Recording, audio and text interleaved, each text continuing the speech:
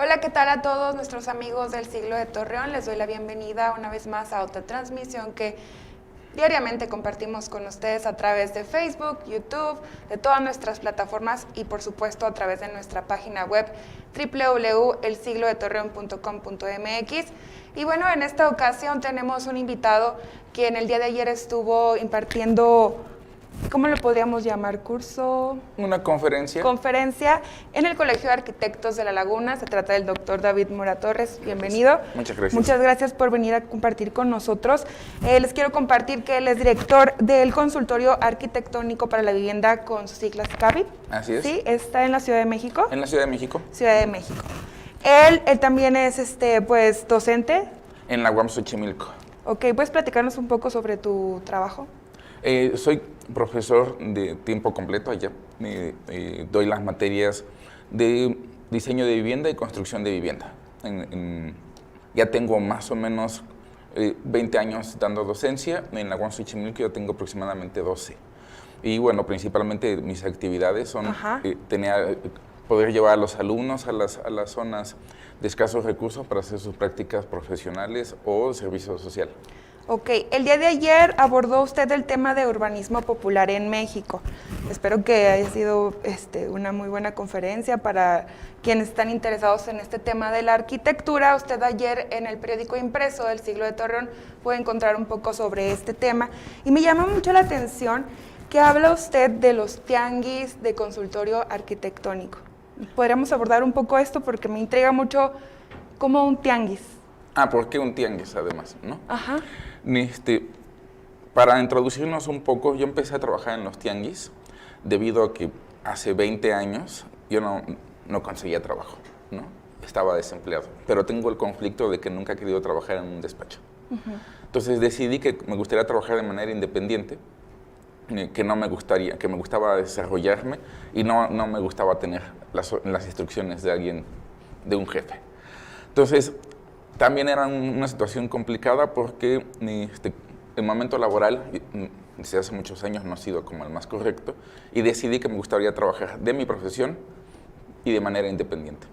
Y en algún momento yo tuve un acercamiento con un amigo que era mecánico, que es mecánico, que fue el que me vendió mi coche con el que me puse por primera vez en los tianguis. En este coche yo le ponía a un costado, le puse en la puerta y en el cofre: soy arquitecto David Mora Torres y mi número telefónico. Esa fue mi primera oficina oficialmente. Okay. Después conseguí un local, un puesto de tubos que me ponía enfrente de un tianguis precisamente, y ahí ofrecí mis servicios.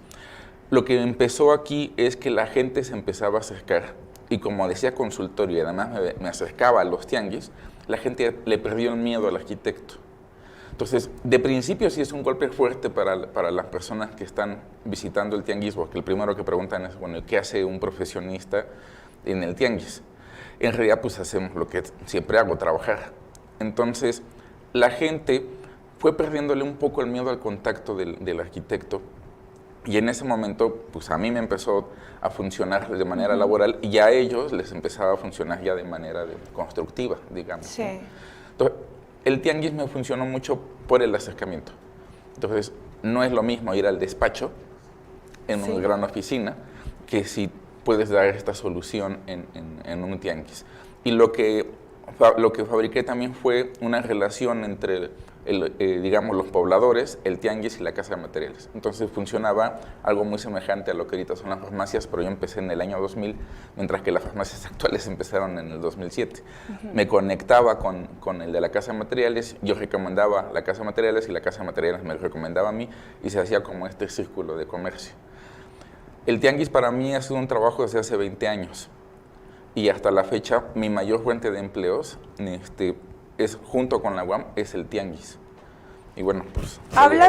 Mencionas sobre un miedo de la población en cuanto a este acercamiento con el arquitecto, porque me hace pensar que estas personas lo que hacían era acudir a un albañil o ciertas cosas para empezar a construir o reparar sus viviendas, sus negocios, etcétera, fachadas.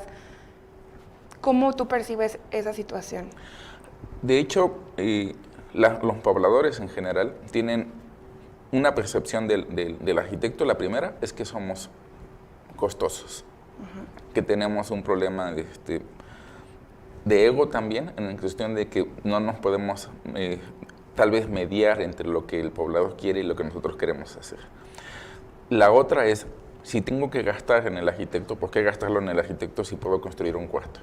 Tenemos que hacer conciencia de que la gente con la que yo trabajo es gente que es de escasos recursos y que muchas veces estas personas pueden tardar 20 o 30 años en construir su casa.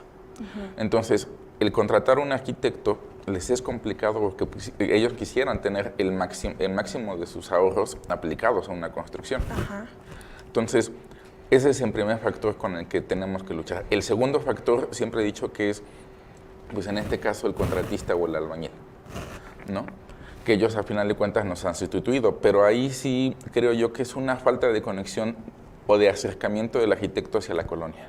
Por ejemplo, dices que trabajas con personas, a lo mejor, que buscan trabajos, digamos, no tan caros, ¿no? Tan costosos.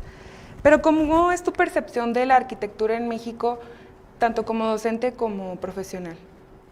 La arquitectura en México es algo que se ha dejado un poco de lado tanto institucionalmente como por parte también del gobierno, y que tampoco se ha enseñado a elaborar de manera independiente.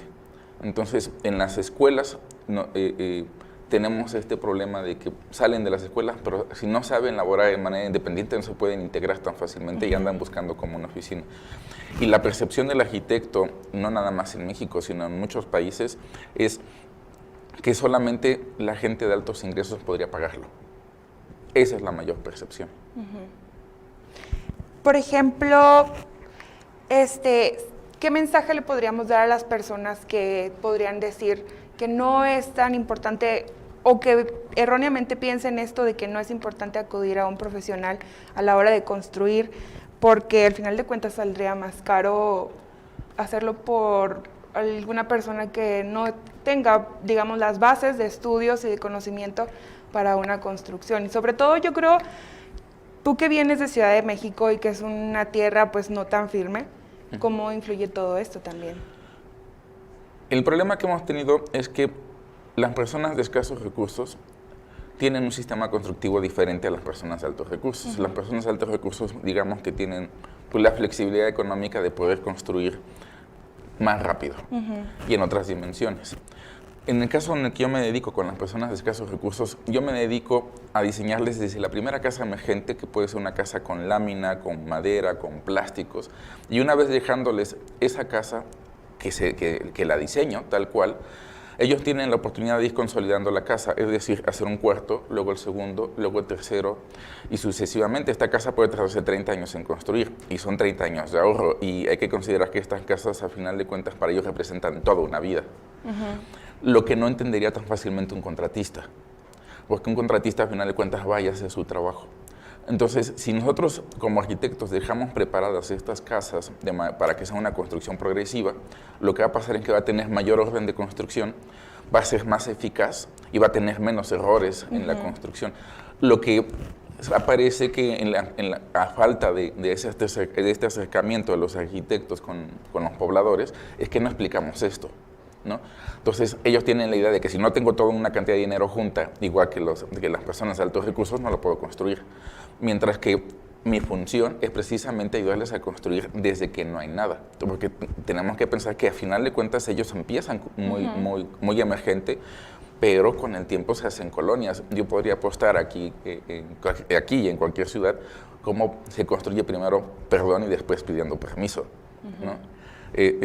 Yo ayer paseando por aquí, por Torreón, me di cuenta que muchos pagan predio y agua pero no tienen escrituras. Entonces es como una contradicción. A estas personas ya se les podría entonces dar una asesoría técnica de esta manera emergente para que a la larga pudieran ellos construir algo sólido y correcto. Así es. Por ejemplo, ayer mencionaban en el texto que se publicó en el periódico El Siglo de Torreón, ¿trabaja usted en el trabajo arquitectónico de mejoramiento barrial? Yo no lo entiendo por el contexto del tecnicismo. ¿A qué se refiere esto? Mejoramiento barrial nos referimos al hecho de que podemos intervenir en una colonia Y no nada más fabricamos casas, también hacemos diseños urbanos, pensamos en las banquetas, pensamos dónde deben ir las escuelas, precisamente dónde debe ir el tianguis, dónde va la iglesia, es decir, en la comunidad como tal. Entonces, yo he tenido colonias que he tenido que lotificar desde cero y tener uno que estar pensando en el espacio público, en dónde va el kiosco, dónde va la cancha de fútbol, qué es lo que tenemos que prevenir para la construcción del drenaje, del agua potable, por ejemplo, que si no se previenen estas cosas, bueno, al final de cuentas sí tienen una consecuencia. Eso sería mejoramiento barrial. Ok. Por último, me gustaría que nos dijera, con su experiencia y todo esto, ¿qué mensaje le daría a las personas o, bueno, quienes estén ahorita estudiando o tengan el deseo de iniciar una carrera en esta disciplina? ¿Qué mensaje les daría? Porque quizá, como dice usted, es una carrera que a lo mejor se ve que puede ser muy costosa y muy difícil de encontrar trabajo. Así es. Yo a los estudiantes los incito a que se vayan especializando en algo. Es decir, las carreras de arquitectura ahorita están tienen mucha demanda de chavos o de chicos que están saliendo y tal vez la población dice, bueno, o el mercado laboral es muy pequeño y competitivo para ellos. Sin embargo, si lo elaboramos de manera independiente, les podría asegurar que siempre van a conseguir trabajo, porque tenemos un 80% de población de vivienda popular y tenemos un 60% de desempleo en arquitectos, entonces quiere decir que sí empata. Entonces, lo que nunca tenemos que hacer es especializarnos en este tipo de vivienda, en este tipo de construcción, y les aseguro que sí van a tener como un correcto funcionamiento. Para que tengan una idea de que es importante para ellos, ¿cuánto gano yo en un tianguis trabajando viernes, sábado y domingo? Pues se gana alrededor de unos 14,000 pesos, entre 10 y 14,000 pesos, lo que actualmente si un chavo sale estaría ganando entre 6 y 8. Y es simplemente perderle el miedo a la situación de querer trabajar laboralmente solo, que no están preparados ni las escuelas pues dan algún mecanismo para poder trabajar de esa forma. Entonces, ¿qué es lo que yo les recomendaría? Yo más bien los incito a que se sigan preparando, a que se vayan a construir con los albañiles, aunque no les paguen, a que terminen de prepararse y que le entremos a este lado, que hay mucho mercado laboral. Doctor, no sé qué tanta oportunidad tuvo de conocer Torreón. Ya he venido varias veces, no conozco en su totalidad Torreón, pero sí conozco las zonas con las que laboro. Con lo que ha visto, ¿cuál es su opinión en cuanto a su tema? Yo, con lo que he visto, el conflicto más grande que tienen los arquitectos, bueno, hablándolo de ese lado, es la lucha que tienen contra los contratistas. Y, por otro lado, la lucha que tienen los arquitectos de no voltear estas zonas de escasos recursos y poder trabajar ahí. Entonces, yo preguntándole los mismos pobladores tienen un concepto del arquitecto muy diferente, ¿no? Y a veces los manejan como por qué tienen que estar trabajando en un tianguis o por qué deberían de trabajar en un tianguis, entonces no lo conciben como tal. Es una falta de acercamiento. Torreón lo he visto que es una ciudad que sigue creciendo, a mí me llama muchísimo la atención porque es una ciudad que de alguna manera con todos sus conflictos que por ejemplo están pasando del agua, ¿no? Es una ciudad que sigue creciendo y que ahora están viendo la manera de resolver esta situación que es tan básica, ¿no? Esta parte me llama la atención porque sí tienen que tener entonces una prevención urbana y de crecimiento urbano que si no la tienen contemplada en un plan de desarrollo, pues sí puede causar un efecto colateral, ¿no? Más adelante. Entonces, hay que hacer planes de desarrollo urbano, pero no visto desde el gobierno nada más, que es lo que estoy viendo actualmente, que se hacen planes de desarrollo urbano en Torreón y que llegan a la población, cuando al cabo el plan de desarrollo urbano debería ser de la población hacia arriba, es decir, no de manera tan vertical, sino horizontal, en donde se le pregunta a la población qué es lo que se necesita para llegar al gobierno, no al revés. Y eso es lo que me ha demostrado Torreón. Doctor, ¿dónde pueden encontrarlo, contactarlo, sus redes sociales? ¿Podría compartirlo con el público? Claro, ahí me van a encontrar bueno, mi Facebook es David Mora Torres y tengo otro Facebook que se llama Consultor Arquitectónico para Vivienda. Y si no, en Google, con que le pongan arquitecto David Mora Torres o me pongan David Mora Torres en automática, salgo en Google. Entonces no hay ningún problema. Pero en mi página, también me pueden encontrar en mi página que es consultorarquitectónico.com. Ok, le agradezco mucho, doctor, que nos haya visitado aquí en el Foro de Siglo TV y a ustedes a que nos hayan seguido en esta transmisión. Como siempre, es un gusto saludarlos. Mi nombre es Gabriela Oropesa y muchas gracias. Nos vemos hasta la próxima.